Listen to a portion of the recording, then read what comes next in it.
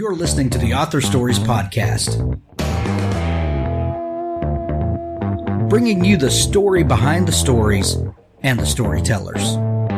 Margaret White, Terry Brooks, Sheena Kamal, Matthew Quick, J.T. Ellison, Walt D. Williams, Brad Thor, Corey, Dr. O, Brandon Sanderson, Robin Mom, Ernest Klein, Jim Butcher, Sherwin Harris. Visit hankgarner.com for archives of all the shows. Today's guest is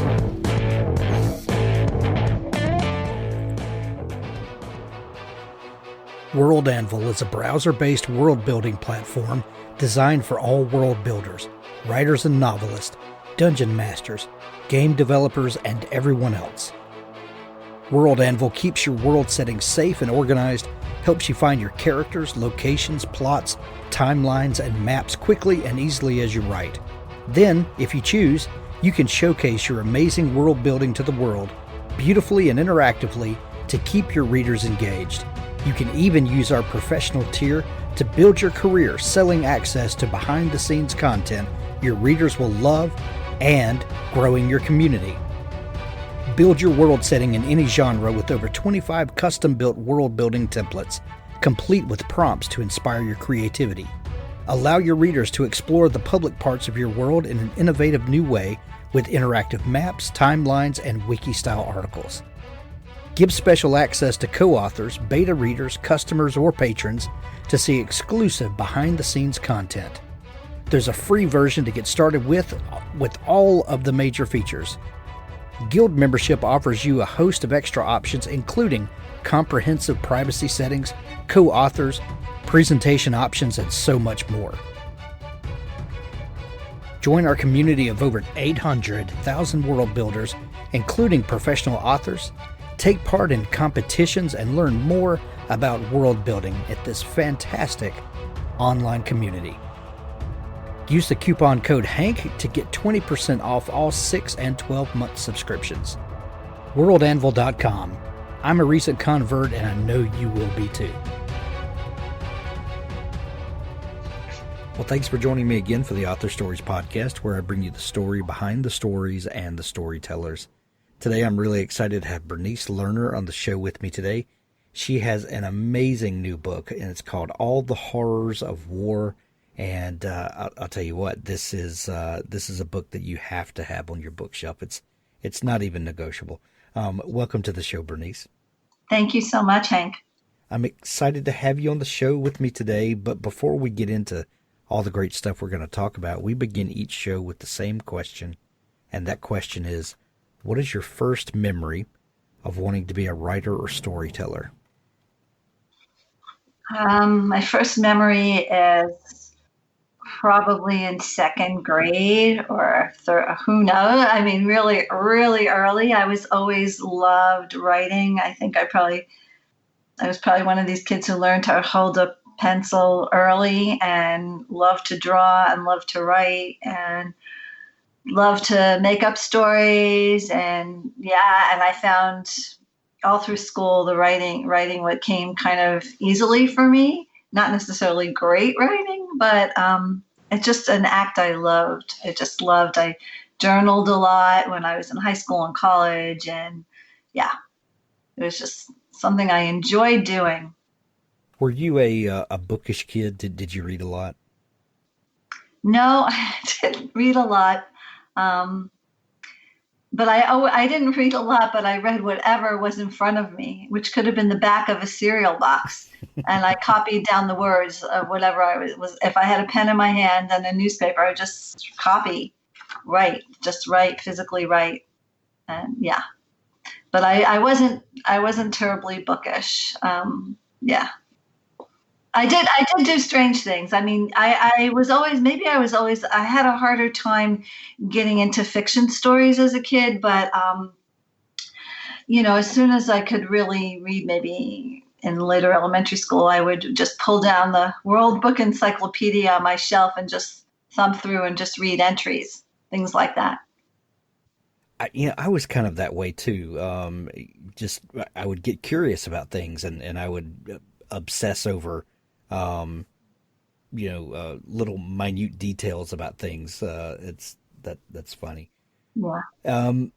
Bernice, you have a doctor before your name. What did you study in school, and what was your path through college?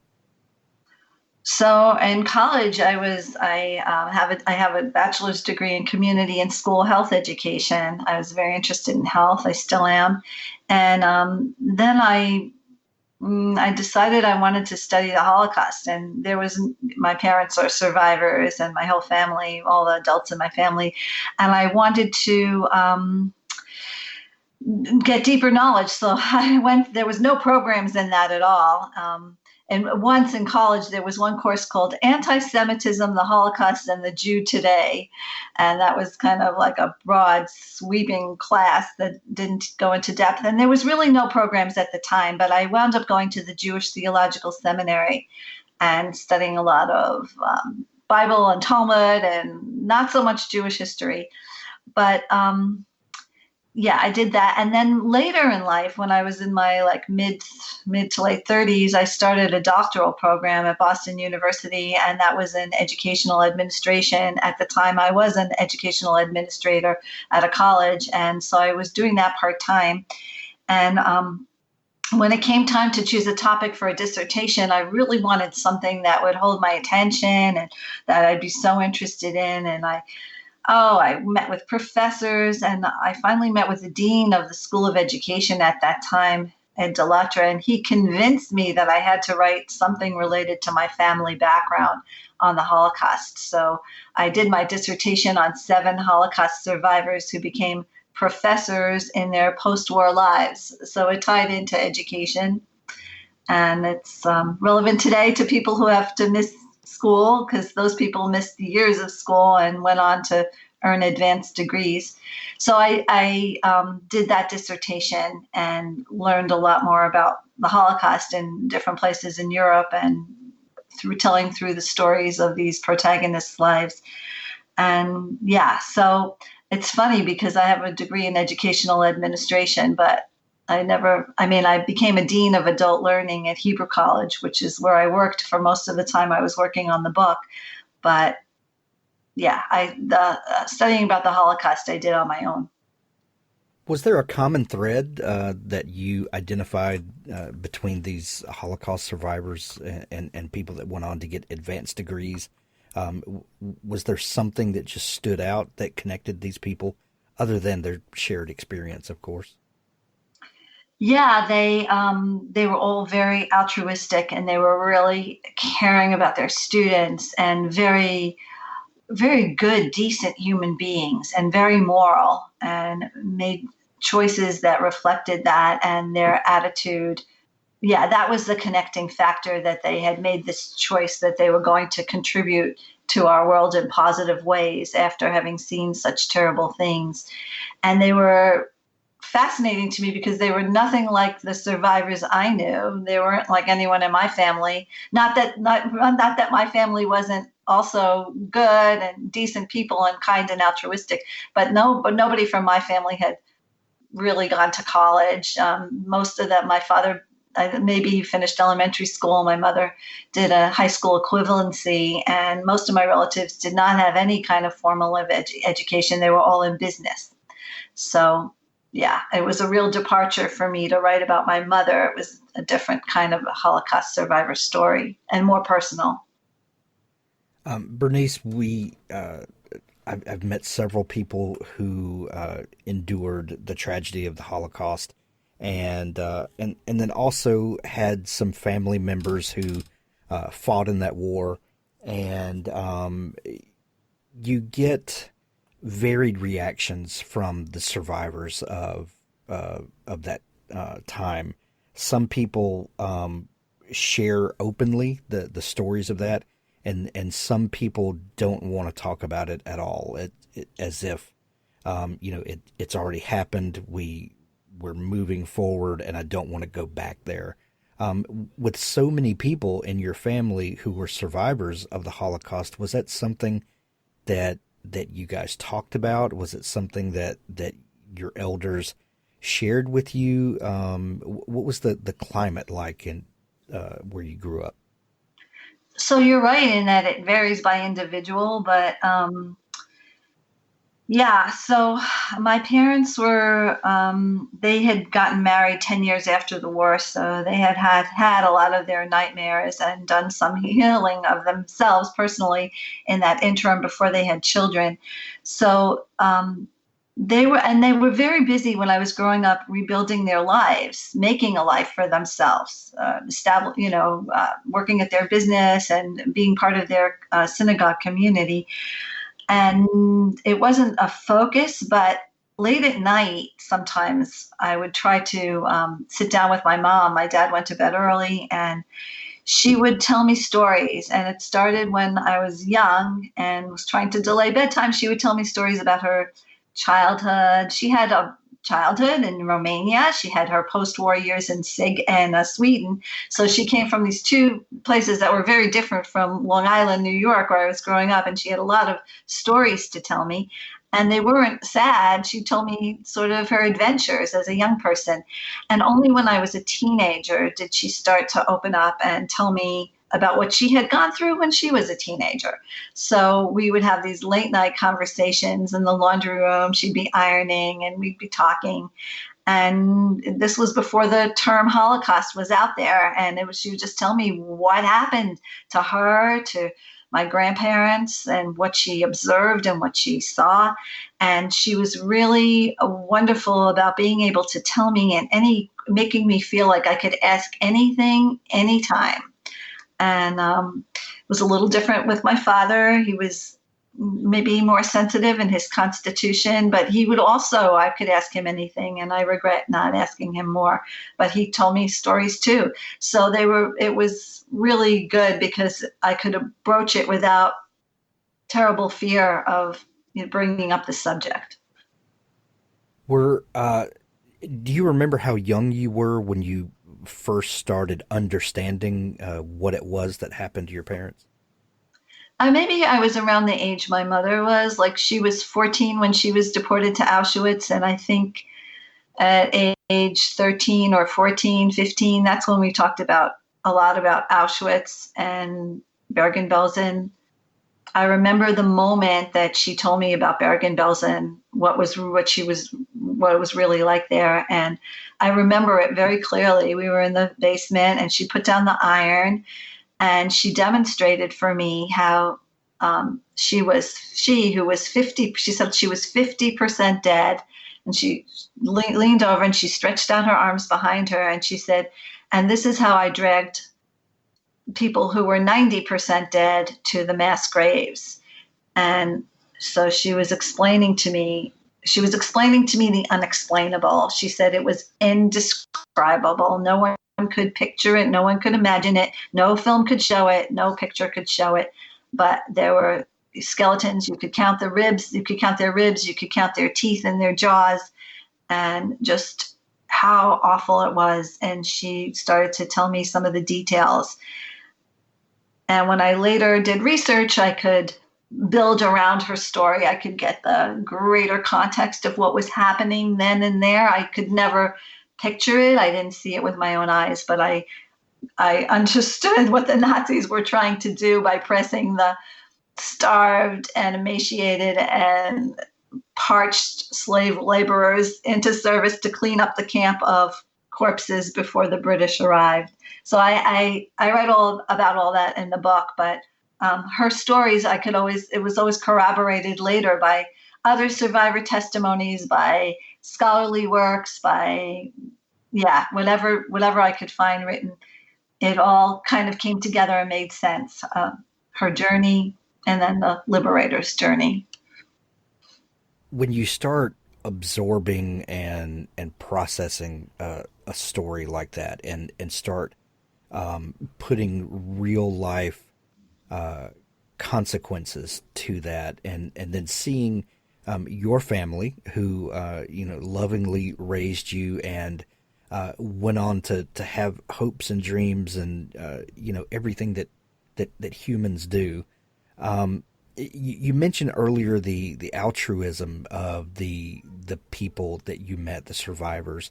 How does that affect you as a person to see the horrors? I mean, literal horrors that that these people and your family members went through, but then to see that they still have hope and can have a sense of altruism. How does that affect a young person and mold you and shape you? Well, it affects you differently depending on the developmental stage that you're at in your own life, right? So when I was a teenager, hearing about my mother as a teenager, she was a girl victor over Hitler. She had done certain things strategically to try to survive, and it's kind of inspirational, and she was courageous. And yeah, I thought she was, and just the way she acted in her life as I knew her as a mother, she was incredibly resourceful and able and could do so many things. So I was impressed by my mother.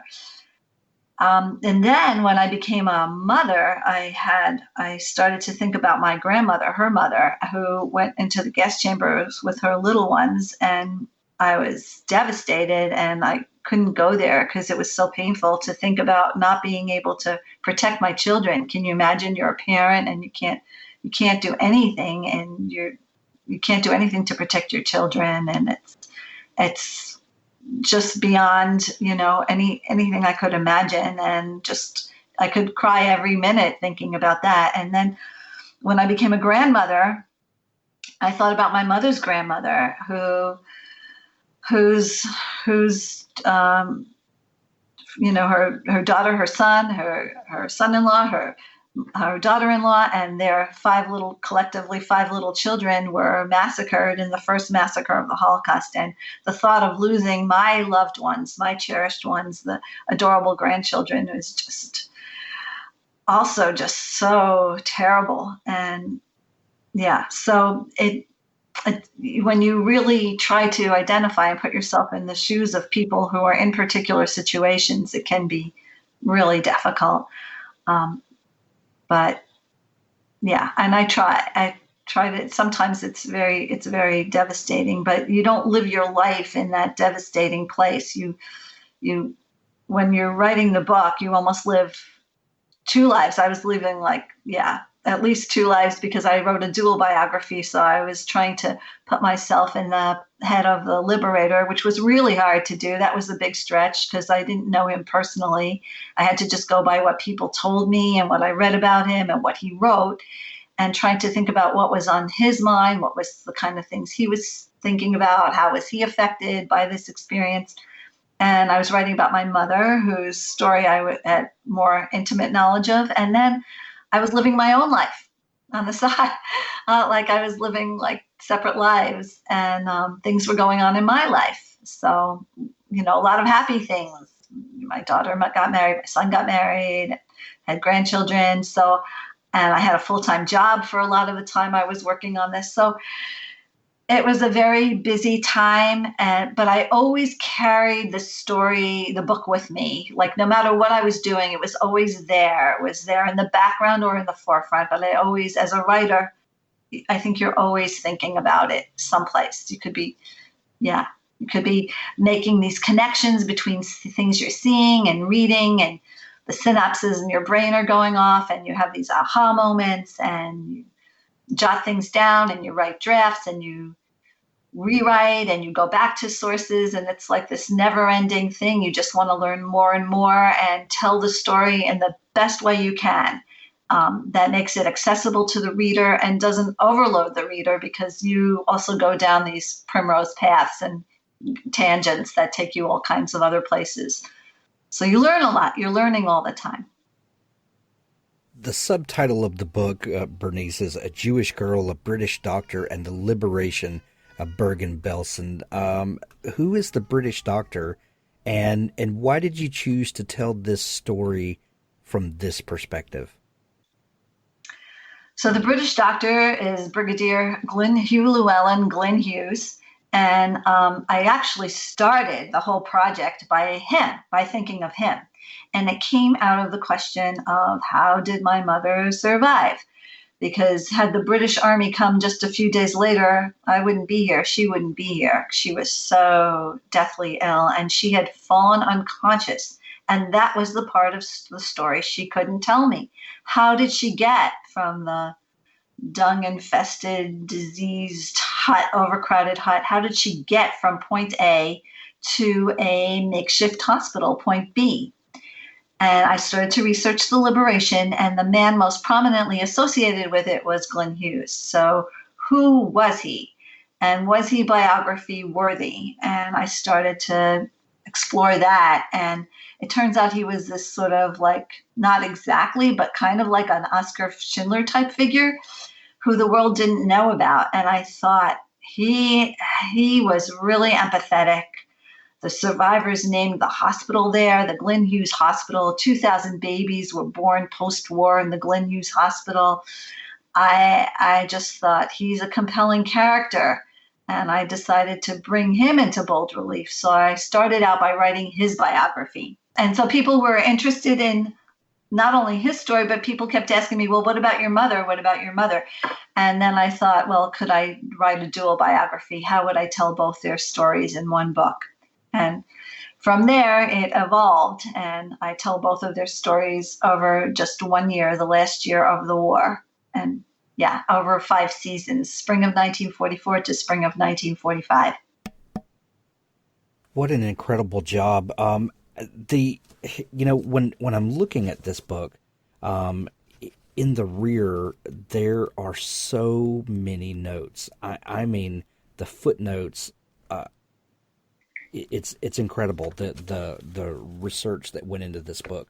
And I'm telling you what, the notes section, the book is worth its price just for the notes section, because you really, every mention in this book is backed up. How did you begin the research process and to dig through, the family history, and then to, tie it to historical events, and then to bring out other nuances? How do you begin to tackle a subject like this? I began by, I was advised to look in Who's Who. It is a crazy story. So you look in the UK's Who's Who, and then you see all the organizations that Glyn Hughes was ever a part of, and you write to all of them, and you have no idea how to find any. You learned from his obituaries that he had 2 daughters and a son. You have no idea if they're alive or how you might reach them. The daughters have different names now, and you think in all the UK phone books, how are you going to find these people? And, just you write to these organizations and you get lucky. The school that he went to, his daughter had just visited to deliver his Founders Day books. So they put me in touch, and you have this chain of things that links, and then you go to London and you meet the people, and you go into the archives, and one source leads you to the next, and spent time everywhere: the Imperial War Museum, the Wellcome Medical Library, the Royal Army Medical Corps Museum, the National Archives, visiting his rugby friends who were still alive when I began the process, and spending time with his daughter. So it was kind of a crazy journey.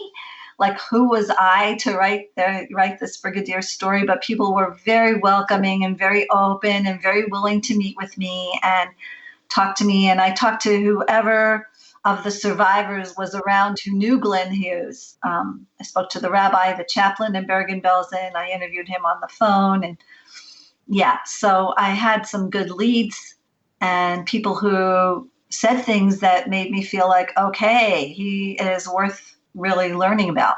So, and the problem is, so it's like detective work, and you start the journey, but you don't know quite where to end it, because everything takes you to something else. I mean, I went to the University College Hospital medical, the records, the transcript, and I got all his grades while he was in medical school, there were a lot of surprises in there, and all the magazines in medical school where he was written up as a rugby football player. So you become fascinated, and it becomes like the process of discovering things is very exciting.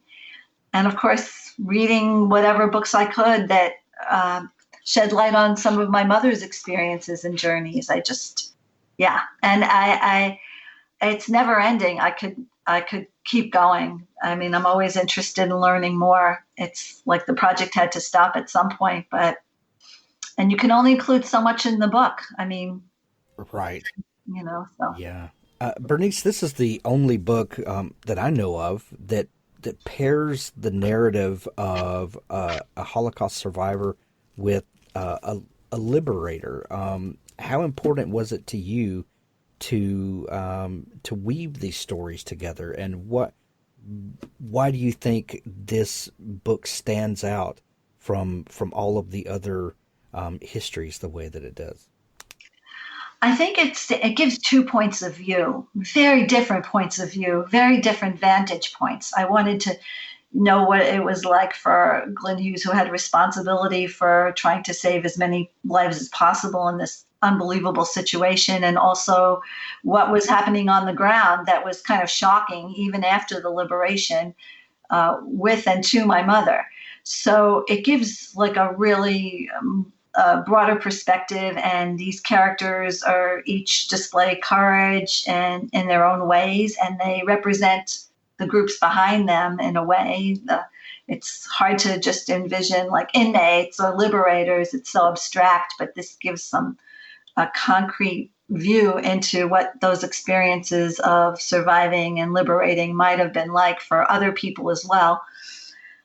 And it was important for me to weave these stories together because I wanted to give this like these two entry points into understanding the events. I wanted to lift Glyn Hughes into bold relief.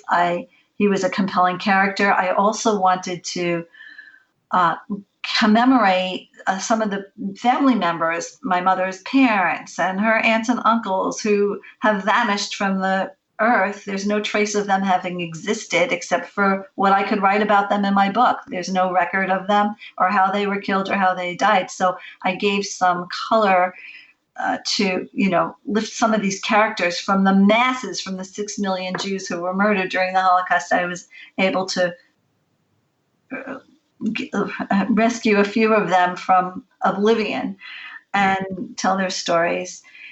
And it was a gamble to tell two stories like this in one book because it's not something publishers are used to publishing. It's not, there was, voices along the way that didn't think it could work, but I was very fortunate to work with an editor at Johns Hopkins University Press who really encouraged me to tell both stories over 1 year's time. So it came together in that way. Well, and it comes together in a way that really does put a face to these stories that we hear, and a face and a voice to these stories. And when an author is able to do that, then the reading public, I think it enables us to develop empathy in a way that we wouldn't have before, when we can personally connect with a story the way that you've allowed us to through this book.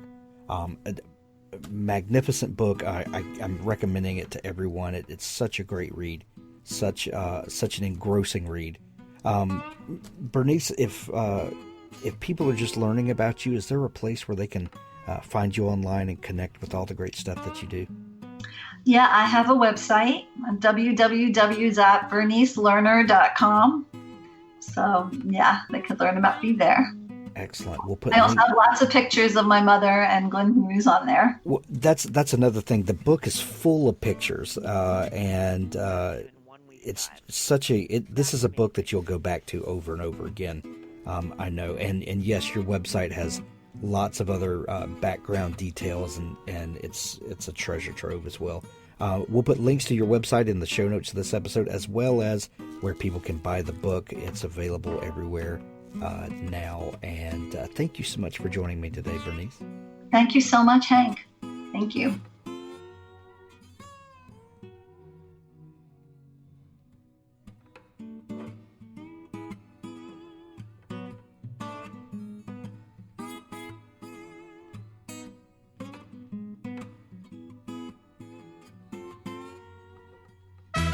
authors, I have a fantastic new service to tell you about. It's called PubSite.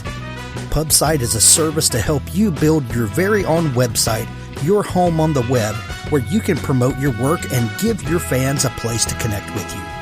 PubSite is a website platform that allows every author, regardless of budget, to have a great-looking professional website developed by the book marketing professionals at FSB Associates. PubSite is the new, easy-to-use DIY website builder developed specifically for books and authors.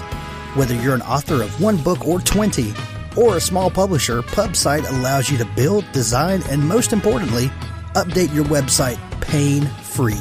No need to be dependent on a designer or webmaster to make a small but costly change to your website. Save the money and do it yourself.